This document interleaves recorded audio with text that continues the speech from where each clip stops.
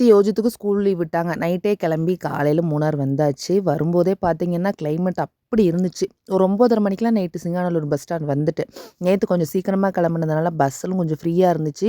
போன உடனே சீட் கிடச்சிருச்சு. என் வாழ்நாளில் இப்போ தான் போன உடனே பஸ்ஸில் ஏறி உட்காந்த சரித்திரம். இல்லைனா நிறைய போராட்டத்துக்கு அப்புறம் சீட்டெல்லாம் பிடிச்சி உட்கார்றதுக்குள்ளே ஏன்டா வீட்டுக்கு போகிறோம் அப்படிங்கிற மாதிரிலாம் நினப்பு வந்துடும். இந்த டைம் பரவாயில்ல, ஃப்ரீயாக இருந்ததுனால ஏறி 2:30 மணிக்கெலாம் தேனிக்கு வந்துட்டோம். தேனியில் அடுத்து 3:15 தான் பஸ்ஸு. ஒரு டீயை மட்டும் குடிச்சிட்டு அங்கிட்டு இங்கிட்டு நடந்துட்டு இருந்தேன். பஸ்ஸும் வந்துருச்சு. அங்கே படுத்தது தான் கிட்டத்தட்ட பெரியகானல் வரும்போது தான் எந்திரிச்சேன். இன்றைக்கி கிளைமேட் பார்த்திங்கன்னா வெயில் அடிச்சிச்சு. நான் வரும்போது ஒரு 1 மணி நேரம் தூக்கத்துக்கு அப்புறம் பார்த்திங்கன்னா கிளைமேட் இந்த மாதிரி தான் இருந்துச்சு. மழையும் வெயிலும் மாறி மாறி வந்துட்டு இருந்துச்சு. பிரேக்ஃபாஸ்ட்டுக்கு வழக்கம் போல் பரோட்டா வாங்குறதுக்கு தான் காசு கொடுத்து விட்டேன். கடை எதுவும் திறக்கலை, இருக்கிற கடையிலேயே லேட்டாக தான் ஆகுமா அப்படின்னு சொல்லிட்டாங்க. சரி சாப்பாடு சூடு பண்ணி சாப்பிட்றலாம் அப்படின்னு சொல்லிட்டு சாப்பாடு, சாம்பார், கருவாடு, அது கூட வெண்டைக்காய் பொரியல் அதெல்லாம் இருந்துச்சு. வச்சு சாப்பிட்டுட்டு இந்த டேவை சூப்பராக ஸ்டார்ட் பண்ணியாச்சு. வீடியோ பிடிச்சிருந்தா லைக் பண்ணுங்கள்.